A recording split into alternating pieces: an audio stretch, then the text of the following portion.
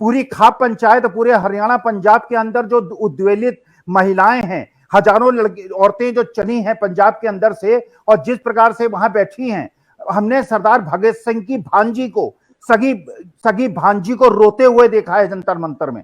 वो रो रो के कह रही है कि मेरे मामा सरदार भगत सिंह ने इस देश के लिए फांसी पे इसलिए नहीं चढ़े थे कि देश की बेटियों के साथ ये अन्याय होगा। नीलू जी, तो जब इन बेटियों के साथ नहीं हो रहा है, जो देश के सिरमौर हैं, अब आप कह रहे हैं बेटी और बेटों को बराबर किया जाए। आप ये देखिए कितने पदक लाई हैं बेटियां और कितने पदक लाए हैं बेटे। मैं कोई भेद नहीं कर रहा हूं। हमारे देश के सम्मान को अगर बढ़ाया है तो इन बेटियों ने बढ़ाया है, बेटों से ज्यादा बढ़ाया है। एक प्रदेश की बेटियों ने बढ़ाया है, ये उस प्रदेश की बेटियों ने बढ़ाया है जहां लड़कियों को दबा के रखा जाता है, उनका समाज इनको निकलने नहीं देता, इनका अपमान करता है। इसके बावजूद ये संघर्ष करके आगे बढ़ी है, देश का सम्मान बढ़ाया है, और तिरंगे को अपने सीने में लपेट के इन्होंने आंखों में आंसू बहाए हैं। और जब इस साक्षी मलिक से लोगों ने पूछा कि तुम्हें कैसा लग रहा है, उसने कहा 142 करोड़ हिंदुस्तानियों का आशीर्वाद मेरे साथ है, इसलिए मैं देश का सम्मान उन बेटियों का जब अपमान हो रहा है, चरित्र हनन हो रहा है, तो ये 42,000 43,000 लड़कियों के साथ कोई न्याय नहीं होने वाला।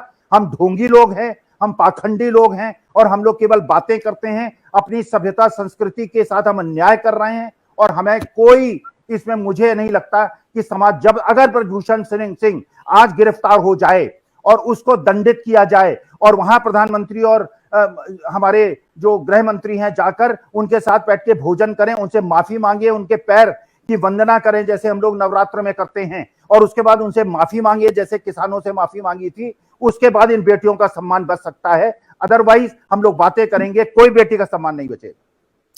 अब सरकार बात कर रही है, सरकार के हर मंत्री इस बात को कह रहे हैं कि देखिए जो केरला स्टोरी की फिल्म है वो एक समाज की एक अजीब सी जो एक स्थिति है कि जहां पर गर्ल्स को, चाहे वो क्रिश्चियन गर्ल्स हों चाहे मुस्लिम गर्ल्स हों, उनको इस तरीके से अलोर किया जाता है। केरला स्टोरी में जो गर्ल्स मिसिंग हैं और जो आईसिस के कैंप्स में जा रही हैं, उनके लिए आज हम बात कर रहे हैं। लेकिन ये जो लड़कियां गायब हुई हैं, जो मिसिंग स्टोरी, जो मिसिंग गर्ल्स की जो स्टोरी गुजरात से और महाराष्ट्र से निकल कर आ रही है, ये दो एक क्लियर कॉन्ट्रास्ट हैं जो मैंने आपको आंकड़े के जरिए बताया और कोशिश की कि देखिए हम एक तरफ केरला स्टोरी की हम बात कर रहे हैं, दूसरी तरफ ये आंकड़े आए हैं, तो इसमें कहीं ना कहीं सरकार का एक एजेंडा भी नजर आता है। 40 सेकंड्स का एक रिप्लाई मैं ताहिरा जी और अखिल जी से लूंगी। ताहिरा जी, आपके पास सबसे पहले आती हूँ, केरला स्टोरी पर आपका क्या कहना है? A very brief comment, 45 seconds to you and then I go to Akhil जी।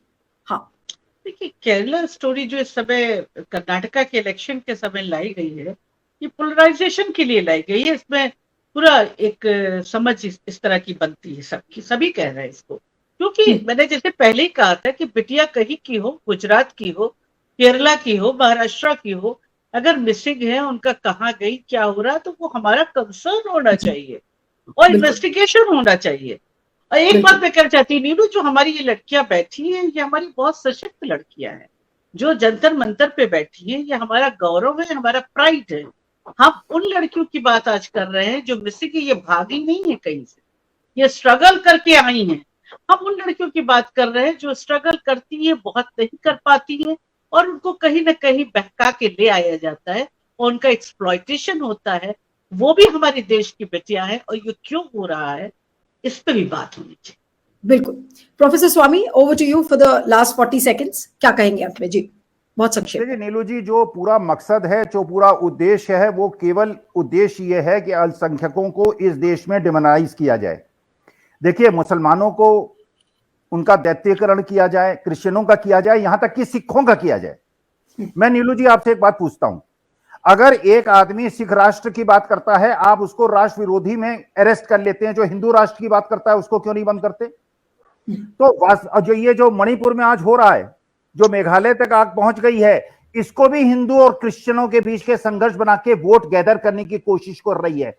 सीमावर्ती राज्य जल रहा है, खुलेआम हत्याएं हो रही हैं, लोग भाग भाग के जा रहे हैं। 3,500 का जो टिकट है वो 35,000 रुपए का हो गया है। लेकिन हमारा देश की जो नेता हैं वो चिंतित नहीं है, वो चुनाव प्रचार में हैं।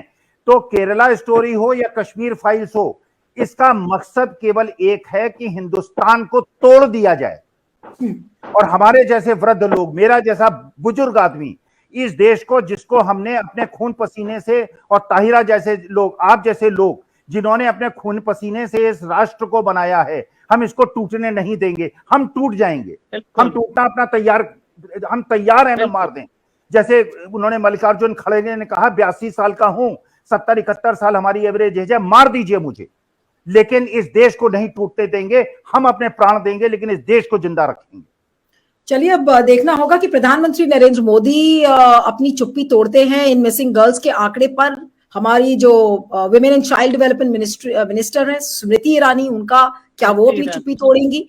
इतनी सारी बीजेपी की महिला सांसद हैं जो इस समय पार्लियामेंट में नजर आती हैं, हर मुद्दे पर बोलती हैं, लेकिन क्या वो इस मुद्दे पर बोलेंगी? इसी को देखना होगा और इसी पर निगाहें भी टिकी होंगी, और नहीं अगर बोलेंगी तो एक बार फिर से इसी तरीके की चर्चा करेंगे और आपको फिर से बुलाएंगे। Thank you so much Tahira ji, professor Akhil Swami, it was wonderful having you on the program. और इस वीडियो को ज्यादा से ज्यादा शेयर करिएगा, फीडबैक दीजिएगा और बने रहिएगा मेरे साथ क्यू वाइफ नेटवर्क पर। Thank you.